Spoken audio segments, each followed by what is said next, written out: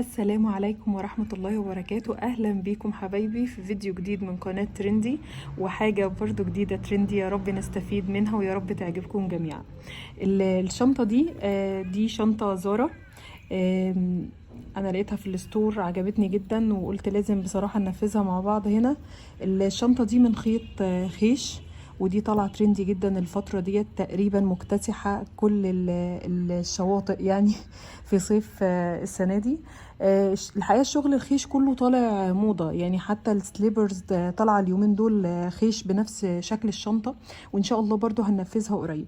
الشنطة دي أنا شفتها بالموديل ده، هي شنطة مخرمة ما فيهاش أي بطانة. حتى الموديل اللي أنا شفته ما كانش فيه قفل، بس أنا حبيت برضو أقفلها. اللي عايز طبعا يعمل لها بطانة ما فيش أي مشكلة، بياخد مقاساتها دوران طبعا وبيقسم على 2، وطول وبيقسم على 2. دوران اقصد من اول هنا لهنا لورا تاني، ده كله كده بياخدوا دوران ويقسموا على 2، وبيقص البطانة وبيخيطها. احنا النهاردة هنبدأ نعمل في الشنطة بتاعتنا الحلوة قوي دي. يلا بينا.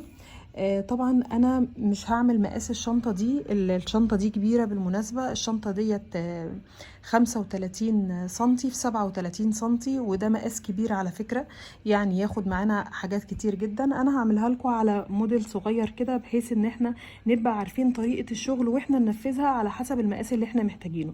في الشنطة دي انا علشان اخد الحجم ده اللي هو 37 سنتي في 35 سنتي طول، انا عملت القطعة الواحدة اللي انا هعملها دلوقتي 25 سلسلة. يعني انا بدأت ب25 سلسلة وكملت الشغل عادي.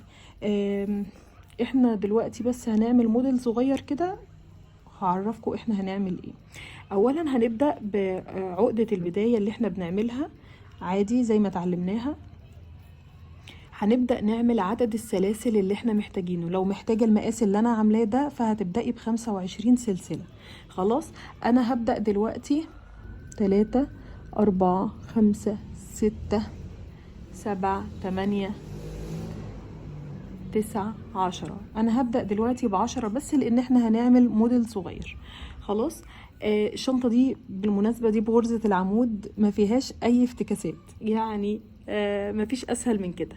هنطلع ب3 غرز ارتفاع، وهندخل في السلسلة الأخيرة اللي عملناها، وهنعمل أول عمود. هندخل في السلسلة اللي بعدها وهنعمل تاني عمود. هنفضل ماشيين عمدان لحد ما نوصل للسلسلة رقم 10 اللي احنا عملناها.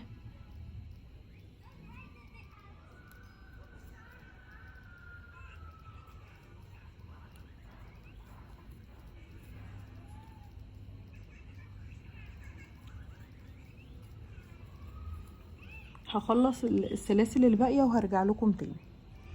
خلصت اول سطر، طلعوا 11 عمود، لان هما 10 سلاسل والعمود الارتفاع يبقى 11. هنطلع ب3 سلاسل وهنلف الشغل، وهنبدأ نعتبر اول عمود ده اللي هو الارتفاع ده هو اللي فوق اول عمود. هندخل في العمود التاني على طول تحت حرف الفي، وهنعمل تاني عمود لينا، وهنفضل ماشيين في كل غرزة عمود هنعمل عمود. نقدر نعملها بغرزة الحشو على فكرة لو احنا عاوزين، لكن الموديل ده الحقيقة كانت الفتحات بين الغرز كبيرة، يعني الموديل اللي انا شفته كان فتحات بين الغرز كانت كبيرة، فعشان كده انا بعملها بغرزة العمود. ومفيش اسهل منها طبعا. خلاص، هنكمل السطر وهرجع لكم تاني. خلصت السطر وجيت لاخر عمود اللي هو كان 3 سلاسل ارتفاع. هنيجي في اخر سلسلة في ال3 اهي، وهندخل فيها ونعمل اخر عمود معانا. طبعا ما ننساهاش عشان تطلع شكل القطعة بتاعتنا مستطيلة ومظبوطة. ولو جينا عدينا العمدان لازم نلاقيها في كل مرة 11 عمود، خلاص، عشان خاطر القطعة تبقى مستطيلة ومظبوطة، علشان ما ننساش عمود او نعمل عمودين في عمود، لازم نبقى شغلنا مظبوط. هنبدأ نطلع بال3 سلاسل الارتفاع ونعمل ادوار متكررة، وهرجع لكم تاني. خلاص، ارتفعت بالسطور المتكررة وقطعت الخيط، وانا كده خلصت الشنطة بتاعتي. ايه ده، معقولة الجنان ده؟ والله بجد خلصنا الشنطة. انا عملت قطعتين كمان زي القطعة دي كده، اهم. دول 3 قطع نفس المقاس، بدأنا فيهم ب10 غرز وطلعنا ب5 أسطر متكررة عمدان في كل عمود عمود، وبنطلع ب3 سلاسل ارتفاع. المقاس ده برضو تاني 25 سلسلة بداية، وطلعنا ب12 سطر ارتفاع عشان نعمل المقاس ده اللي هو المقاس الكبير. طيب هنكمل الشنطة ازاي؟ هي دي الشنطة؟ هي دي الشنطة. ازاي؟ تعالوا نشوف. طبعا احنا ممكن بالمكوى نكوي القطع دي كويس قبل ما نخيطهم في بعض. طيب هنخيطهم ازاي؟ اهو بصوا، مسكنا القطعة، احنا سايبين في كل قطعة حتة خيط كده علشان خاطر هنخيطها بيها. تمام. بصوا اهي احنا قفلناها مثلث اهو، قفلناها مثلث على بعضها. تمام، ظبطناها. طب تمام، نجيب التانية بنفس الطريقة، وبرضو هتبقى مكوية. هنمشي عليها تاني. ليه المكوى؟ عشان تفرد معانا الخيش. خلاص. بصوا تمام، ناقص قطعة واحدة اهي. مفيش اسهل من كده شنطة، يعني مفيش اسهل من كده موديل. طيب هنخيط ازاي؟ باينة وواضحة جدا. هنشبك الاطراف دي في بعضها من هنا من على الوش، وبرضو هنقفلها في بعضها من على الظهر. تمام، بإبرة التنظيف بتاعتنا الجميلة كده.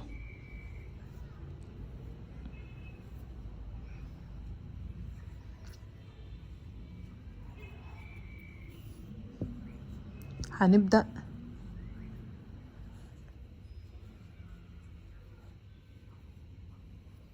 تمام، هنثبت الشنطة كويس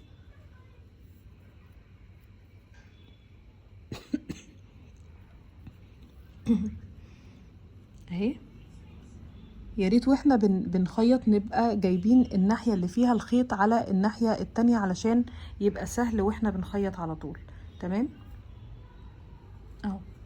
هنظبط قوي شنطتنا، وممكن لو احنا مش عارفين نظبطها كده ممكن بدبابيس ونمسكها في بعضها علشان خاطر المثلثات تطلع مظبوطة. المثلثات دي كلها مقاسات واحدة، يعني ان شاء الله هتبقى مظبوطة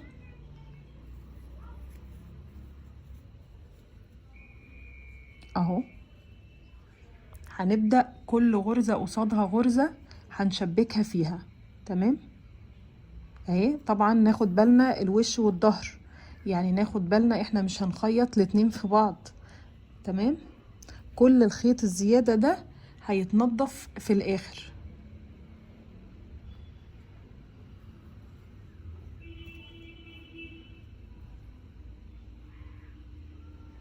مفيش اسهل من كده شغل. كل غرزتين قصاد بعض هننزل من تحت السلسلتين وهنسحب الخيط اهو. في ناس على فكرة تحب شكل الخياطة يبقى كده كده، الخيط ده يبقى من فوق كده. تمام، هو كل واحد ودي حرية شخصية.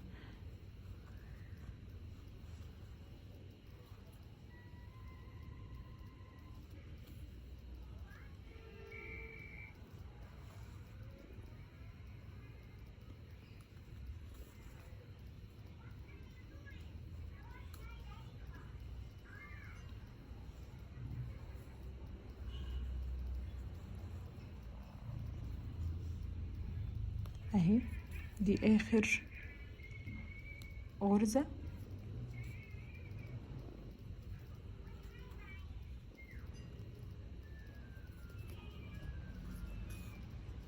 بصوا، في ناس برضو تحب الخياطة دي تبقى من جوه، يعني يقلبوا الشنطة بعد ما يخيطوا. في ناس تحبها بره ظهر عادي، انا بالنسبة لي كانت بره ظهر عادي ومش متضايقة منها في اي حاجة. خلاص.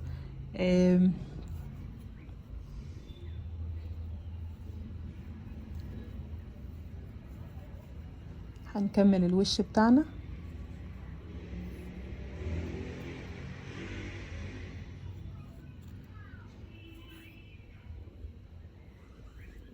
هنظبط المثلث حلو قوي.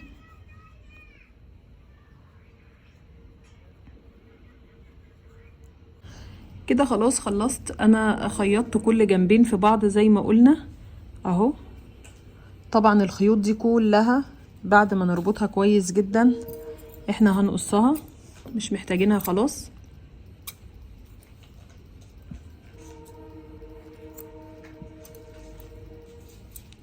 زي ما قلت ممكن ناس تبقى حابة ان الشنطة الخياطة دي تبقى في ظهرها، مفيش مشكلة خالص. لو انتي مش حابة الشكل دوت على الشكل من بره ممكن تعمليها من جوه عادي، مش هتبقى باينة اي خياطة فيها.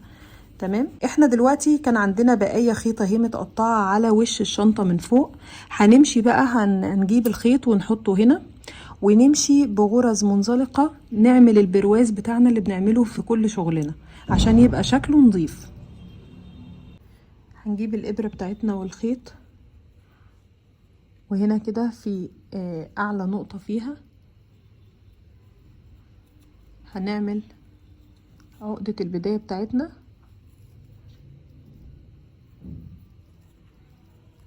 هنقفل عليها بسلسلة. هنجيب الخيط بتاعنا تحت الغرز وهنمشي غرز منزلقة في كل فتحة اهي، في كل فتحة تحت السلسلة نفسها، تحت حرف الفي نفسه، وهنعمل منزلقة واحنا ماشيين برضو على الخيط بتاعنا.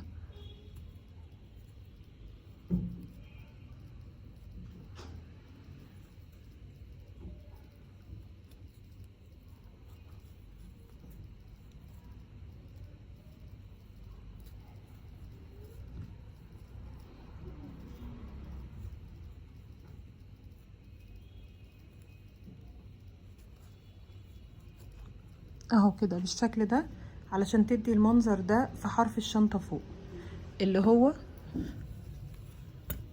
ده اهو، بتدي شكل منظم للشنطة اكتر. هنمشي الغرزة المنزلقة على كل الشنطة دوران، طبعا كل الغرز هنعمل فيها غرزة منزلقة، وبكده نبقى خلصنا الشنطة بتاعتنا وهيبقى هو ده شكلها. هنبدأ نركب القلاب اللي هو ده. الموديل ده بيجي فيه 4 فتحات كده، بنخيطه عادي بنفس الخيط الخيش بالإبرة بتاعة التنظيف، مفيهوش مشكلة. وبعدين بنظبط طبعا القفل بتاعنا ده على القلاب في المكان اللي هو يعني هنوسطنه كده من الشنطة، وهنروح جايين مدخلينه وبرده مخيطينه ب3 غرز كده، برضو هو بيجي موجود فيه الفتحات دي خلاص. وبعدين كده مش ناقص غير الايدين بتاعه الشنطه، يلا بينا نعملها. دلوقتي بقى هنيجي للايد. الحقيقه الايد ليها اختيارات كتير جدا. تقدري لو انت حابه تجيبي لها دراع جلد جملي مثلا نفس اللون ده، او حتى خيش جاهز، دراع خيش جاهز، تقدري تجيبي حاجه زي كده. بندخلها هنا بالشكل ده كده كده بين الغرز، وبنقفل عليها بالقفل ده، ندخله هنا وبنتنيها عليها، فخلاص كده بيثبت، وبنعلق فيها اي ايد احنا عايزينها جاهزة. طيب انا الحقيقة الموديل ده لما شفته انا شفته الايد يعني معمولة كأنها معمولة من الشنطة نفسها، يعني كأن الشنطة نفسها الجزء ده كله كأنه واحد خلاص. فانا بفضل ان انا هعملها كده. يلا بينا نبدأ الايد. انا هاجي هنا لاعلى جزئيه في الشنطه اهي، اللي هي من اول الغرزه دي لحد الغرزه دي اعلى حاجه في الشنطه، او اللي واخده كيرف من فوق، وهبدا اعمل الايد كانها ماسكه فيها، يعني كاننا شغالينها معاها اصلا خلاص. فهنجيب الخيط بتاعنا وهنيجي في الغرزه اهي اهي تحت حرف الفي كله اهو، هنجيب الخيط هنطلعه اهو، وده طبعا هنشتغل عليه عشان خاطر ينضف خلاص، عشان ننضفه كده واحنا ماشيين. هنبدأ نعمل 3 غرز ارتفاع. احنا عاملين الشنطة كلها غرزة العمود، هنكمل غرزة عمود وهندخل في حرف الفي ده وهنعمل عمود. طبعا ورانا الشغل اللي احنا جايبينه اصلا، الخيط سوري اللي احنا واصلينه.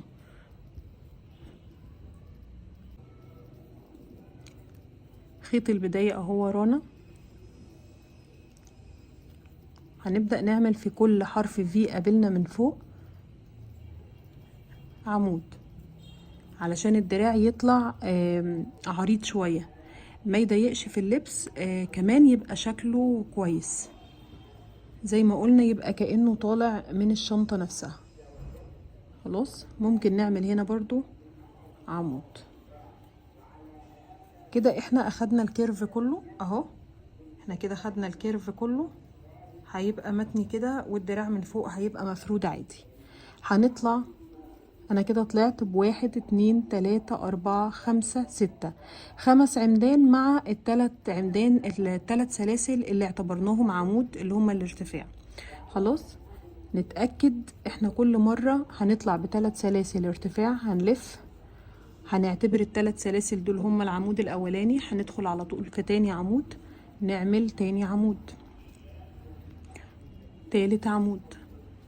في كل مرة هنتأكد ان احنا عملنا ال6 أعمدة في الدور عشان الايد تطلع مظبوطة.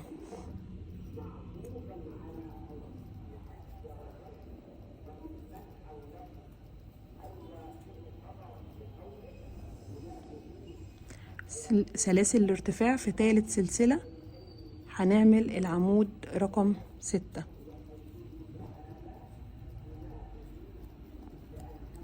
هنطلع ب3 سلاسل ارتفاع، هنقلب الايد وهندخل في تاني عمود على طول، نعمل عمود.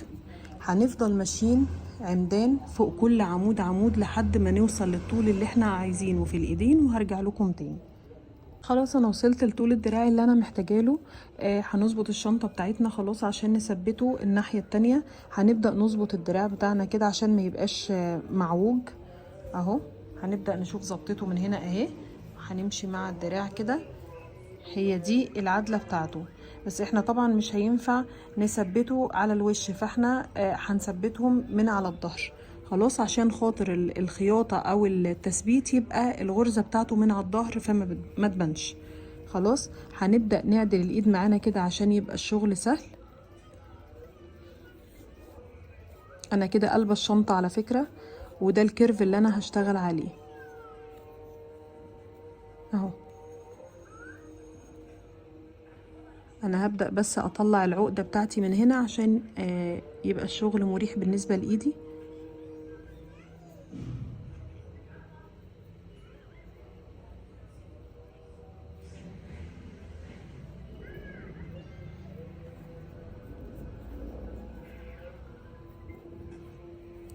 وهنبدأ بقى كل غرزتين هيقابلوا بعض هندخل تحت السلاسل ونعمل غرز منزلقة، سوري هنعمل غرز حشو. هنطلع بسلسلة ارتفاع وهنعمل غرز حشو.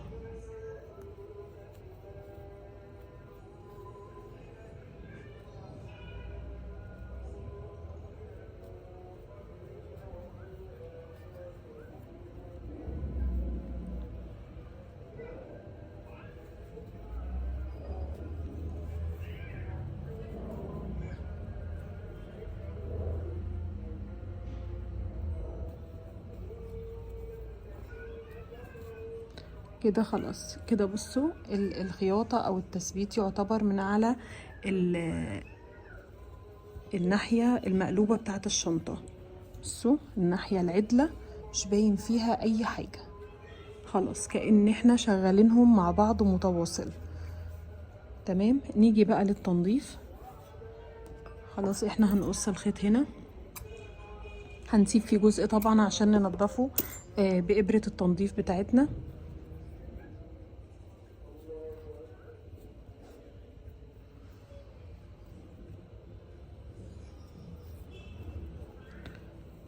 وزي ما احنا عارفين طبعا بين الغرز وهنمشي.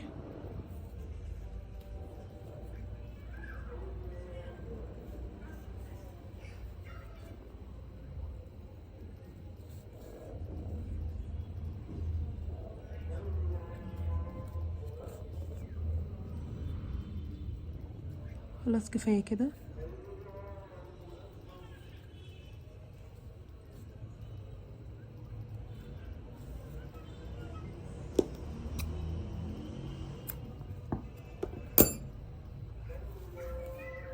زي ما نضفنا الناحية دي هننضف الناحية التانية بالظبط، اللي كان فيها طبعا غرزة البداية، احنا كنا سايبين برضو فيها جزء كبير.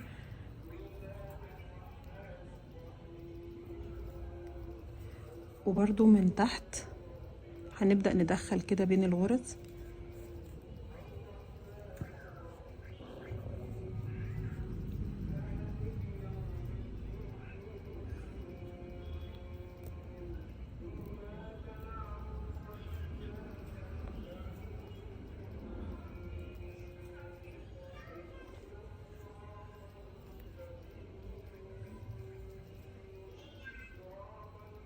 انا شايفة انه كده كفاية خلاص، لان احنا اوريدي كنا شغالين عليها اصلا تحت الغرز يعني.